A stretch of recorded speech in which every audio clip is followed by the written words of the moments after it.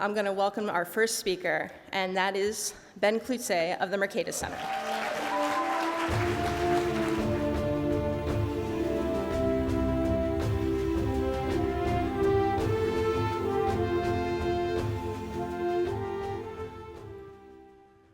When I was 11 years old, I had a chance of a vacation of a lifetime.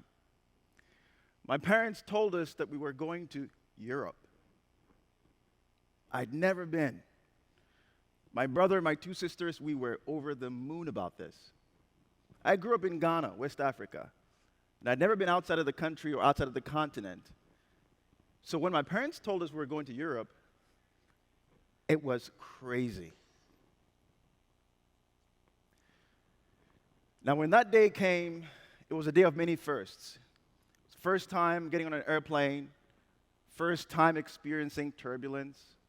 I remember telling my dad when we landed that it seemed as though there were potholes in the air. He had a pretty good laugh about that. But when we got down, we arrived in a little town called Emden on the German-Dutch border, about 50,000 people. And in the house in which we stayed, we looked across through the window and we could see this really beautiful playground. A number of kids running around and playing and giggling and laughing, and they seemed so excited. The seesaws and the swings and everything there. We got excited too. So my brother and my two sisters, we put our shoes on and we ran across the street to play. Now, just about 6 feet before the edge of the playground, everything stopped. The laughing, the giggling, the jumping about, it all stopped.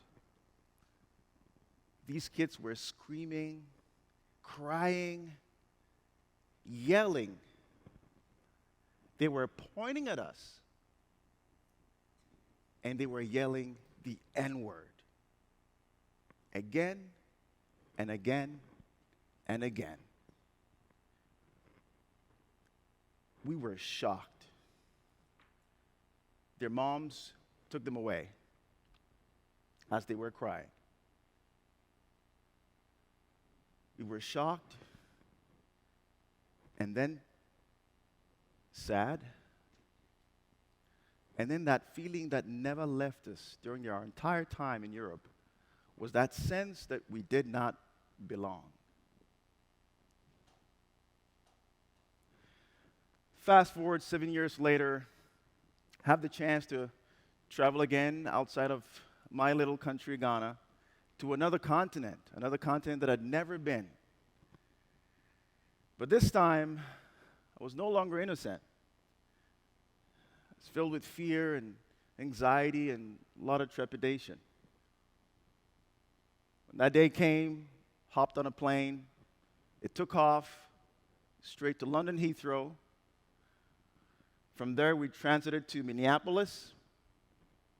And then from there, we transited to Outagamie County Airport in Appleton, Wisconsin. See, I didn't know anything about America.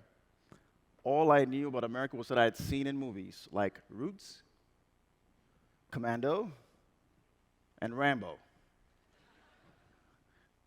So I was really concerned. I was exhausted, tired, get picked up from the airport and dropped off on campus. Something happened that I'd never imagined. I was embraced. I was welcomed.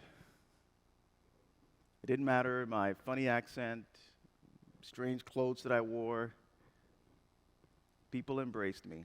They treated me with respect. They encouraged me to be authentic and asked me to be curious. That experience transformed me from a shy, quiet kid to a confident, mature young man.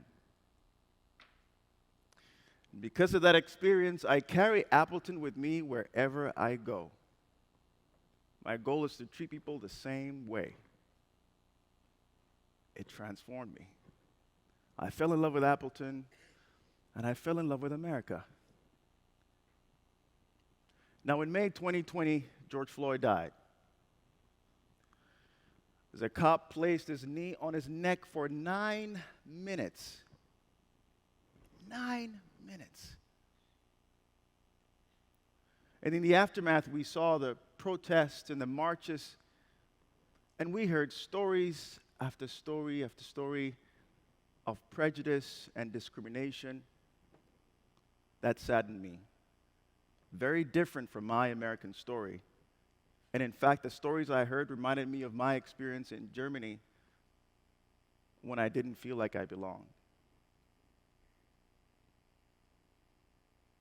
So I did what many Americans across the country have done for decades and centuries in times of turmoil. Across churches, synagogues, and religious institutions, we prayed. And after that, we went to work. I work at the Mercatus Center at George Mason University, where we believe in advancing ideas for a free society. We built a program called Pluralism and Civil Exchange. The goal is to answer the question, how can we live together amidst the deep divides and differences? We built something called the Pluralist Lab, where we brought students from across the country together, from different backgrounds, different beliefs, ideologies, to talk about some of the most difficult issues of our time. And we did that with respect, authenticity, and curiosity. Some Appleton love. And they come in with a little bit of fear about what might transpire. And at the end of it, they're excited. They want to do more. They want to talk more with their friends who have very different beliefs and ideas from them.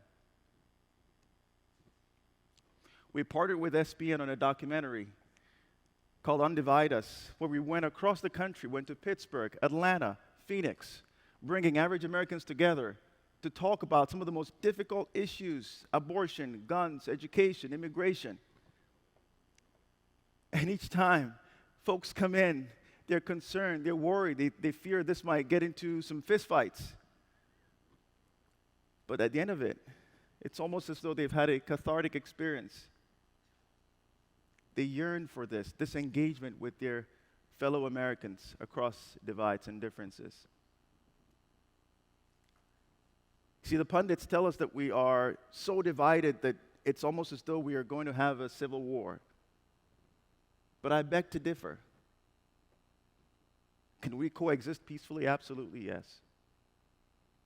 You see, in the 50s, you asked the average American about interracial marriage, only 5% of people would endorse it. Today, that number is around 98%.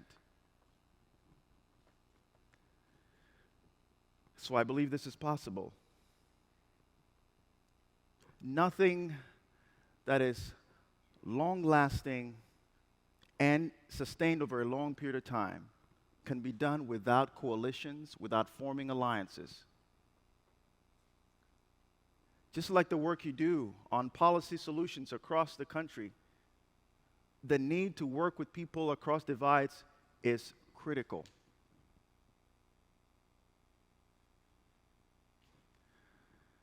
I challenge you. If you want a civic culture that is robust and allows people to engage across differences, to address the problems that we're facing in this country, when you leave this conference, I want you to talk to somebody from a different background, different politics, different beliefs. Treat them with respect, as you always do. But be authentic and encourage them to be authentic as well. Be curious about them, as I'm sure they will be of you. I challenge you to give them some Appleton love. And together, we can change this. We can change the trajectory of division in this country. Thank you.